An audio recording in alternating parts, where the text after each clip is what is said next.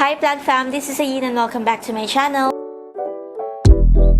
So for today's video, I'm going to share with you guys the plants that I am so happy to have in my collection. These are the plants that I've currently bought or hauled. Well, I don't really do hauls, but just the thought of having these plants in my collection make me so happy. Anyway, without further ado, let's start off with the first plant. So the first plant, I don't have it with me here kasi nandito ako ngayon sa kwarto, sa taas, and hindi ko siya maakyat because it's so big. But it's my Anthurium magnificum. I don't need to explain why I love this plant or why I'm so happy to have this plant in my collection because it's such a statement maker. As in, ito yung tipo ng halaman na kapag meron ka nito sa bahay or kapag nakita mo siya, talagang mapapawaw ka or talagang makakatch niya yung attention mo. I really love the leaves of this. It's actually almost the same as the Anthurium crystallinum, which I also have. You've seen that a lot in my vlogs, and that one, medyo namang problema ako sa kanya, so I don't know if I'm doing a good job when it comes to plant parenting the crystallinum. But this one, I've had this for, I would like to say, a month already, and it's still doing well. As in, wala pa siyang nalalanta na leaves, although may mga leaves siya na meron ng mga onting damage. Pero ganun na sila when I got them. So, wala pa naman so far na leaves na talagang namatay or something like that. So, I'm so happy about that. This is such a beautiful plant. If you want a plant that would really make a statement or, you know, that you can add up to your collection na you will be like so proud of to display, then this one is it. It's a big plant, so you really need a space for it. But you know my motto about that, if there's a will, there's a space. Okay, so the next plant that I'll be showing you guys is the one that I've slept on buying for months. At hindi ko alam kung bakit, pero super tagal ko bago ako nakapag-decide na, okay, sige, I'm gonna buy this one. And it's a Philodendron brasil. This one right here. As mentioned, medyo matagal bago ako nakapag-decide na I'm going to buy this plant. I don't know, maybe because it looks quite basic, well, at least in photos, but when I saw it in real life, I was really amazed and I was really like amazed. Sobrang nagandahan talaga ako sa leaves niya. Ang ganda niya, and ang ganda niyang tingnan sa wall. It's actually, I display this hanging doon sa aking shelf. And for this one, I water this every 4 days, 4 to 5 days. I also try to observe the leaves as well. Once I notice that the leaves are kind of curled or crumpled already or a little bit crumpled, then that's the time that I would water it. It's a beautiful plant. So, if you're thinking about getting a Philodendron brasil, I would say go for it. Huwag niyo nang pag-isipan. Besides, it's really affordable as compared to other philodendrons. So, just do it. Go for it.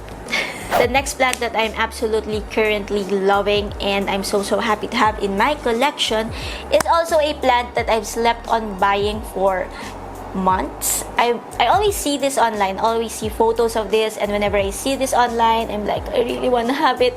Pero kasi Mahalia Jackson siya. So, wala pa akong nakita na, I actually saw one seller na nagbebenta nito, but the seller is from a province, so the shipping pa lang plus the fee, it's really expensive. And I'm not saying I didn't buy this na mahal siya. Mahal ko pa rin siya nabili. Pero, I just went for it. Sinabi ko na lang sa sarili ko, you know what? Bilhin mo na. Kasi talagang hindi siya nawawala sa isip ko. Talagang tuwing makikita ko siya sa photos, I really wanna have this plant. And it's the Scindapsus treubii. Treubii. I don't know how to, or treubii. I don't know how to pronounce that. But this is in the silver form. So, kung nakikita niyo yung leaves niya. So, I got that from one of my favorite online sellers. And I'm so happy that I finally did because it's more stunning in real life. Stunning siya in photos, pero pag nakita mo na siya, pag nakita mo na yung dahon niya in real life, ang ganda besh. So, if you're also thinking about this, then I would say go for it. A lot of people say that this is an easy care plant. So, based on my experience, I've had this for I think a month or less than a month. And so far, meron ng mga 2 or 3 leaves yung nag-yellow na. So, I took them out. But, I'm not worried at all because meron siyang mga bagong leaves. So, meron siyang 2 leaves na kaka-unfurl lang and meron siyang isa ngayong new growth. So, alam mo yun, I've come to terms with the fact that a plant will lose leaves. Kahit gaano pa natin alagaan yan, meron talagang leaves na, alam mo yun, tatanda sila, so they need to go. And I try not to stress about that as long as the plant is giving me new growth. And that's exactly what this plant is doing. It's producing new growth. That's why I'm not worried about it. And I water this plant every 6 days. And the next plant that I'll be showing you is the plant that I've actually wished, hoped, prayed to find doon sa horticultura plant show, plant bazaar sa BGC a month ago. And I'm so happy na I found it there kasi sobrang nasa wishlist ko to for such a long time already. And it's the Hoya Hindu rope. So, ito siya, guys. I have to be honest that I'm not very good yet with Hoya, although I really love Hoyas. And I know I'm like torturing myself kasi parang ayaw sa akin ng Hoya, pero pinipilit ko yung sarili ko sa kanya. Because I'm having this watering phobia with my Hoyas. Kasi whenever I water them, I always get yellow leaves that end up dying. And I don't know why, because I see to it that I water my Hoyas whenever I see wrinkles doon sa leaves.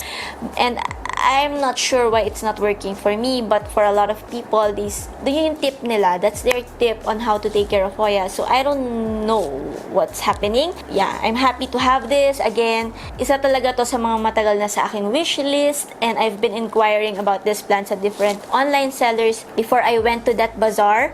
But thankfully, naghintay ako, kinontrol ko yung sarili ko, hindi ako bumili because I got this comparing the price of how much I got this doon sa Horticultura or Horti Filipina, halos 50% off siya doon sa prices sa online.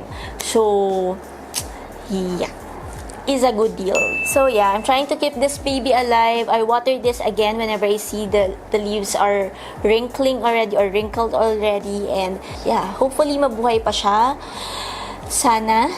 If not, such is life. And we're down to the last plant that I'm currently loving, that is currently giving me joy, that I am so happy to have in my collection, and that is the Rhaphidophora tetrasperma.